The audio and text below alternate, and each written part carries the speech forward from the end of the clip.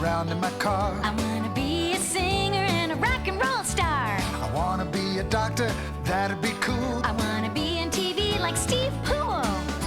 When I grow up, I wanna have some fun.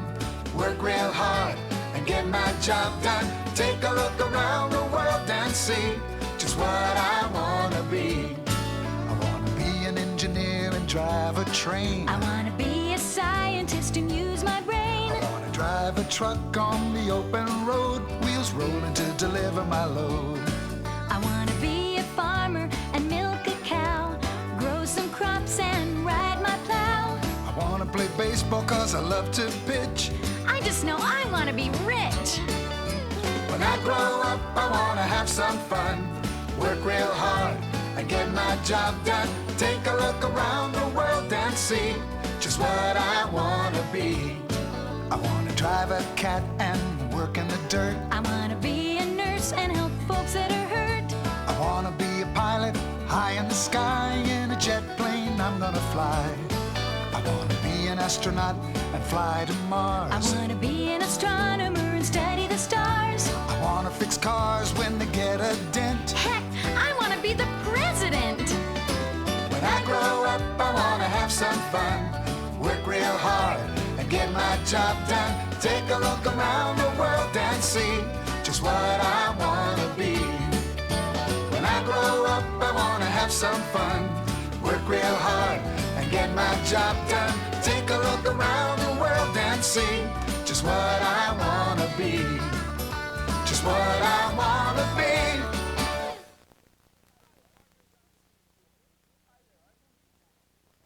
Hi there, I'm Steve Poole. Have you ever seen one of these? This is a helmet worn by an astronaut when he or she is in training to go into outer space. Now, if you've ever wanted to be an astronaut, you've come to the right place, because we have some kids here who are interested in the same thing. Say hi, kids. Hi! All right, let's get things started. If you want to be an astronaut and go into outer space, the first thing you have to do is watch this.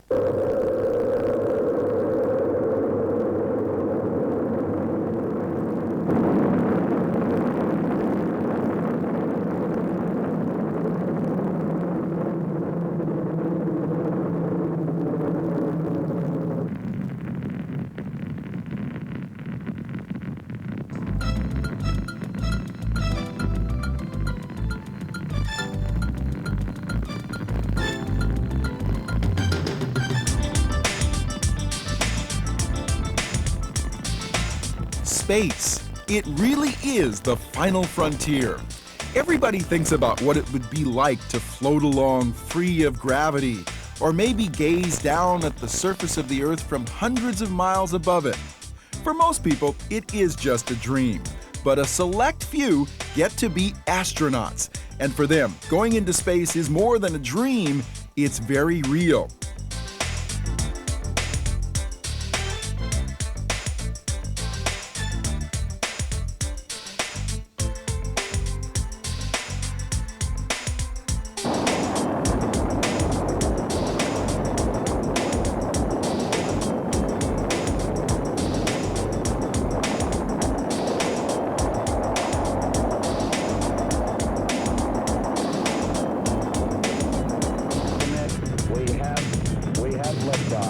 Liftoff at 7:51 a.m. Eastern Standard Time.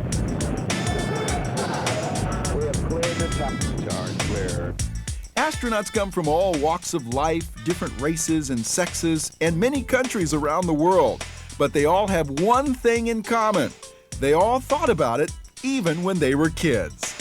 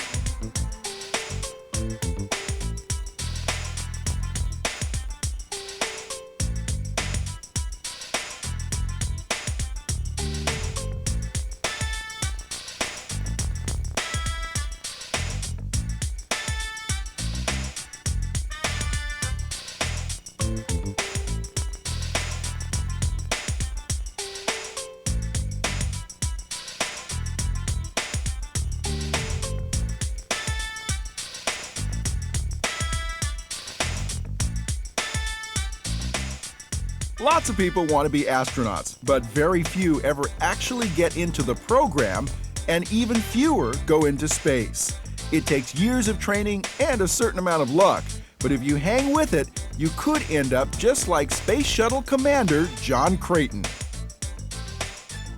But when I was a kid, why, there was no such thing as a space program. And then when I was in high school, why, the Russians launched Sputnik, and a couple of years later, why, Yuri Gagarin became the first person in space, followed shortly thereafter by Alan Shepard. And at that time, sort of, I was captured with the idea of wanting to become an astronaut, and it was a lifelong dream. And I didn't realize that I was quite that vocal about it when I was going to school, but some of my buddies, when I went to the Naval Academy and early flight training, why, they, after I got selected to the space program, came back and said, you know, you always said you wanted to be an astronaut. And I didn't realize I had shared that dream with anybody, but it was truly a lifelong ambition, and I was lucky enough to fulfill that dream.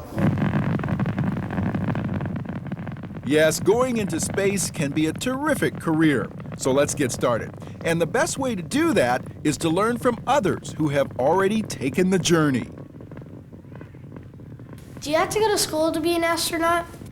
In a word, yes. And for a long time, too. Livingston Holder went to college at the Air Force Academy. So that just seemed to be a natural thing to do, so I got an appointment to the Air Force Academy, and I majored in astronautical engineering. And I was on the design track, so it was learning how to design rockets and spacecraft. So I said, well, you know, that ought to set you up really, really well for that. And my first assignment out of the academy was at Vandenberg Air Force Base, launching rockets into space. And so everything seemed to be tracking right down, you know, my childhood plan, if you will, to get to space by maximizing my knowledge in that area and going to those places where the sources of astronauts come from. John Creighton began his flying career here on the deck of an aircraft carrier after graduating from the U.S. Naval Academy. He flew all kinds of jets as a test pilot. John says there are actually two kinds of astronauts, the pilots and also mission specialists. They're looking for high-performance jet time, testing experience, and about the only way you can get that kind of background is to be in the military. And also, most of the pilots have a master's degree, have all been to a test pilot school. So they're pretty uniform. All of the pilot astronauts are pretty much the same. Some of them have since retired or left the service, but they got their initial experience and training in the military. Mission specialists, on the other hand, the other type of astronaut, which is new, just starting with the shuttle era, are a more varied background. They're scientists, engineers, astronomers, oceanographers, doctors, but all with a technical background. Livingston trained as a mission specialist and now works for the Boeing Company. He says the learning process never really ends, so it's important to have goals. Whether you actually end up going into space or not, a career in space technology is very rewarding. Now, goals change. I didn't get to fly in space, but I still have a lot of fun working around rockets and rocket systems and space systems. So even though I didn't achieve my ultimate goal, if you will, I still get to have a lot of fun doing a job that's related to that area.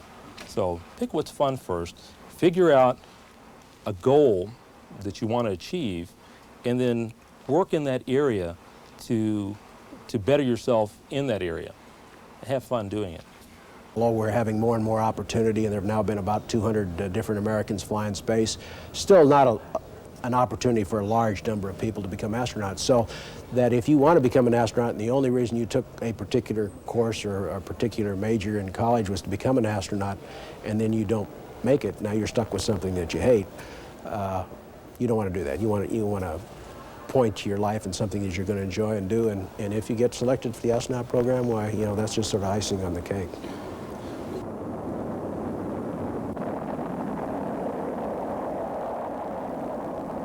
How does the rocket work? 10, 9, we have ignition sequence start.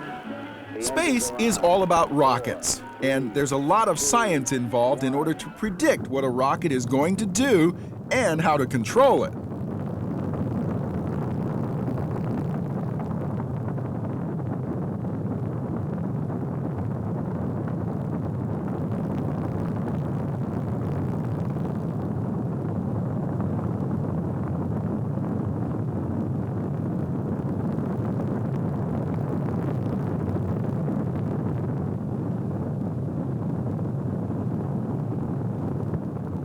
You need to concentrate on your science, your math skills especially. They become absolutely critical to understanding how all the physics of the universe works. The space program in the United States really got underway back in 1961, when the Mercury program put the first Americans into space. Compared to today, they were very short flights, anywhere from 15 minutes to 24 hours.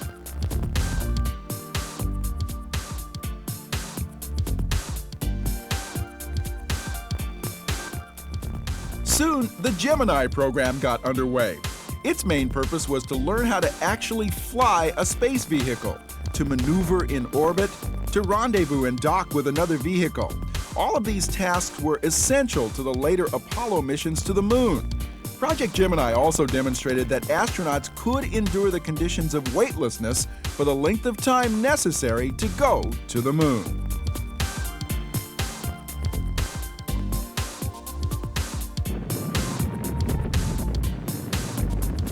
We have liftoff. Liftoff at 7:51 a.m. Eastern Standard Time. Many people feel that Apollo was mankind's greatest technological achievement. In all, 6 missions landed on the surface of the moon, and 3 others orbited the moon without landing. The spacecraft was launched on a huge Saturn V rocket. It had a command module where the crew ate and slept on its way to the moon and back. The service module, supplying electricity, maneuvering power, and the thrust to get home from lunar orbit. And the lunar module, or LIM, a 2-part self-contained spacecraft that used its own rockets to land on the moon and take off from the surface of the moon. This is an actual Apollo capsule. They call it the command module. You can see the window that the astronauts would look out of, and this is the hatch that they close before they go into space. Now, if you look inside, you can see right there, that's a mannequin, and it kind of helps to give you an idea of just how cramped it is in there. In fact, I'd say there's probably more room in your family car than there is in this capsule. Now, imagine going to the moon in that. Semi-clear area, so if the LIM has enough hover time, picking up some dust. The most famous moment took place on July 16, 1969, when astronauts Neil Armstrong and Edwin Buzz Aldrin landed on the surface of the moon. Back right. Okay, engine stop.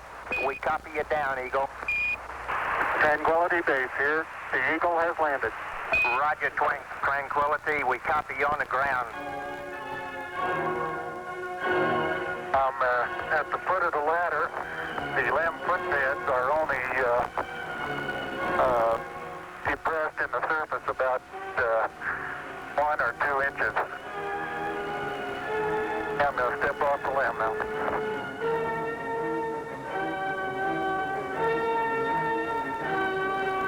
That's 1 small step for man, 1 giant leap for mankind.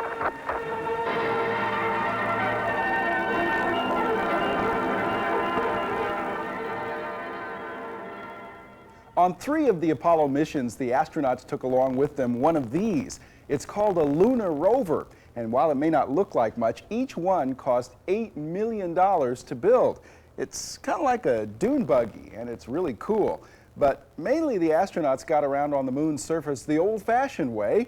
They walked. Today, the Space Shuttle program is taking spaceflight to the next level.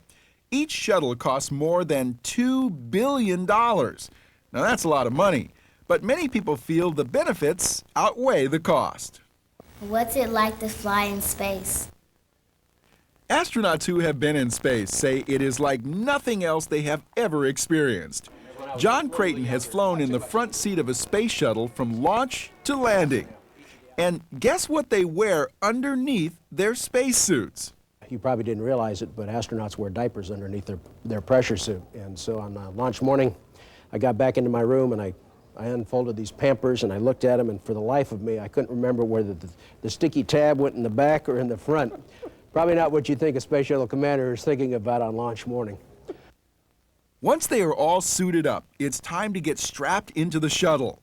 Commander's the first one in, and you get strapped in about 3 hours before the opening of the launch window, and then the rest of the crew sequences in and get strapped in. And that whole process takes about an hour.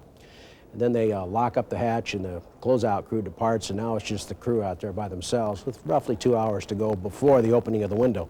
And depending upon the mission, this window can last anywhere from a few minutes to maybe 2.5 hours.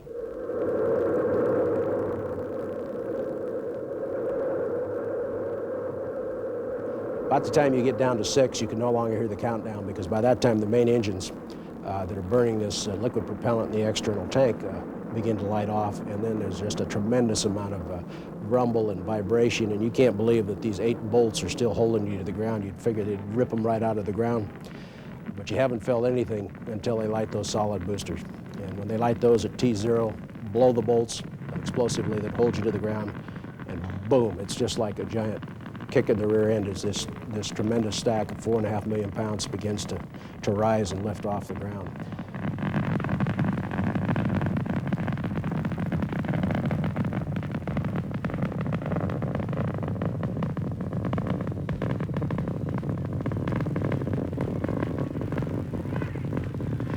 And I was surprised on my first launch just how quickly it got dark out.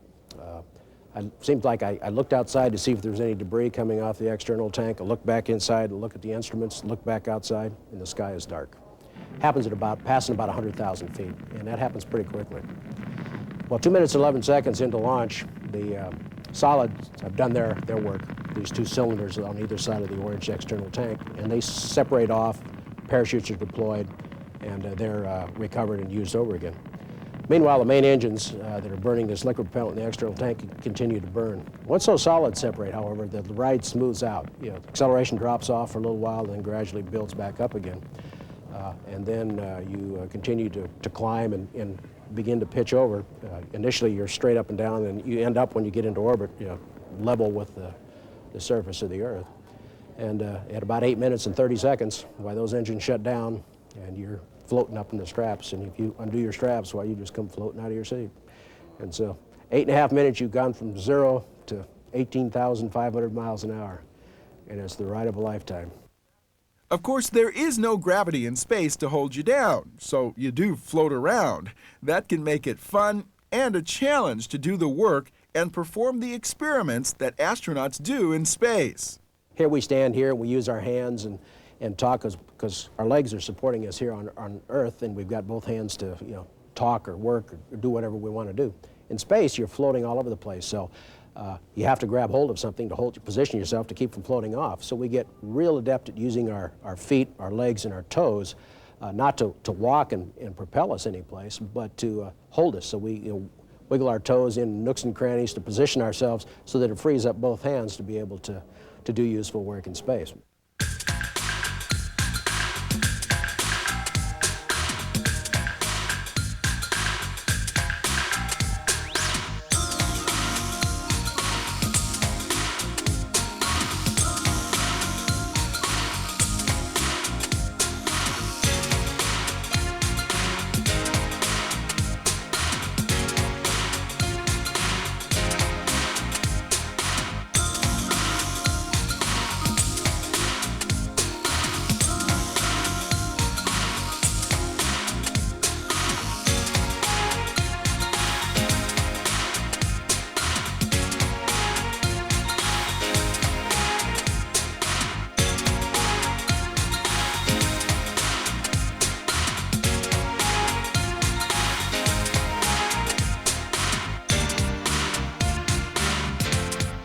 Training for weightlessness actually goes on before you go into space.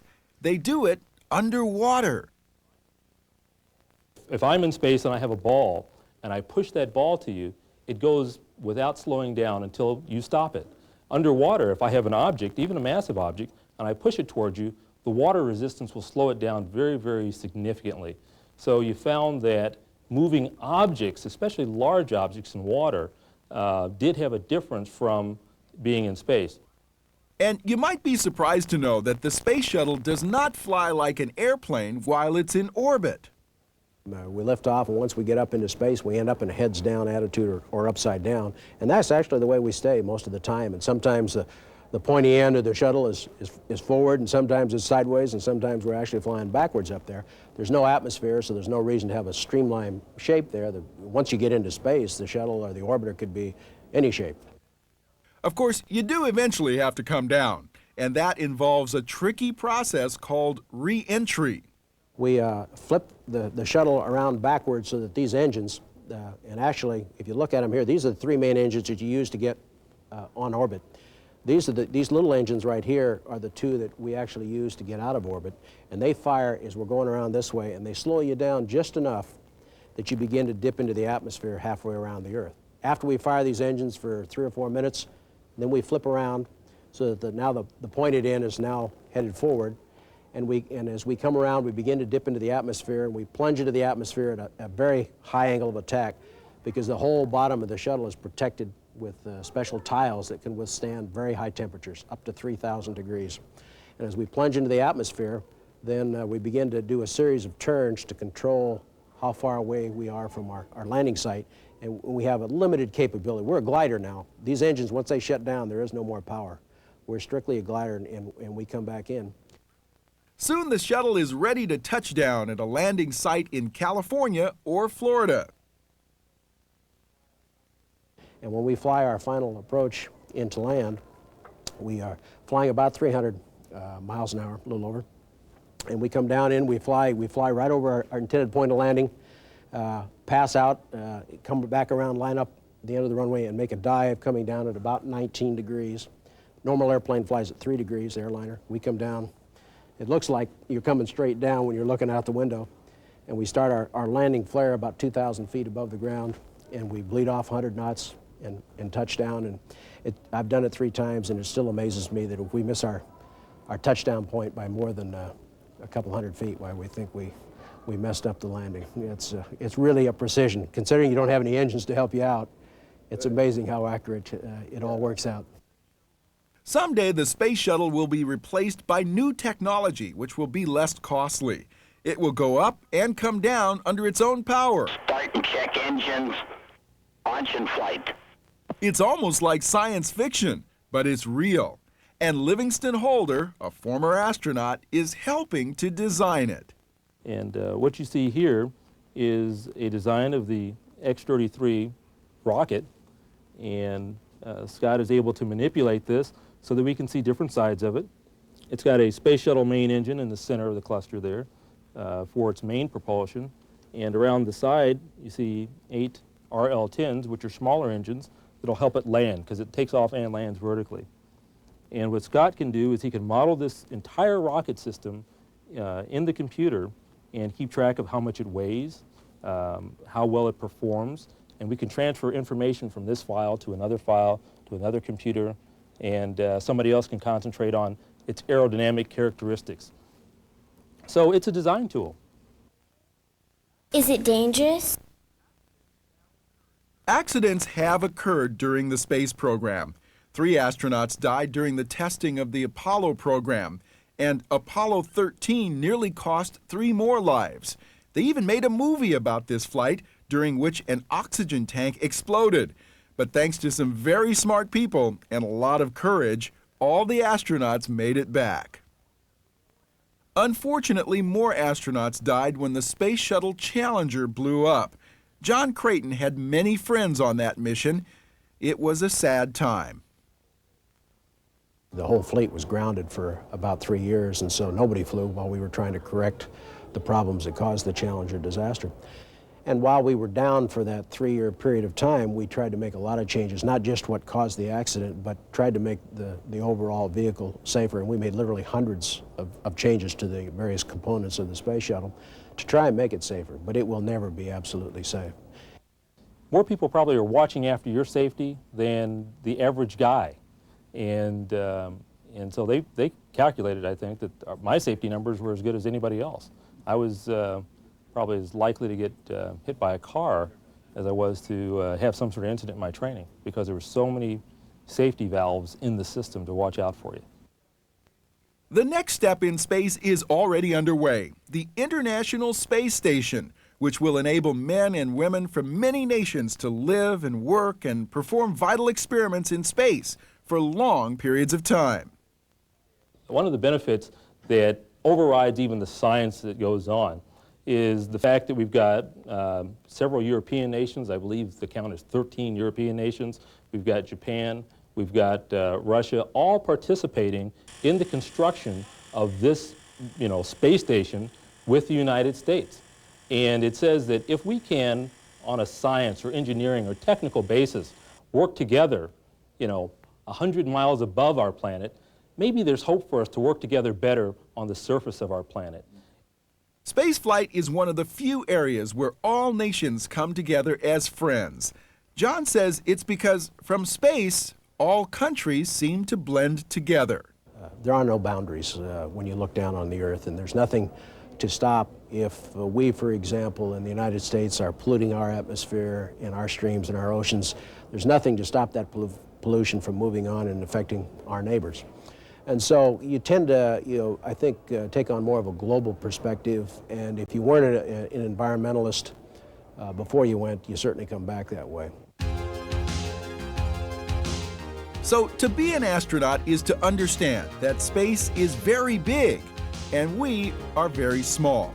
And it will take all of us working together to learn all there is to know about space.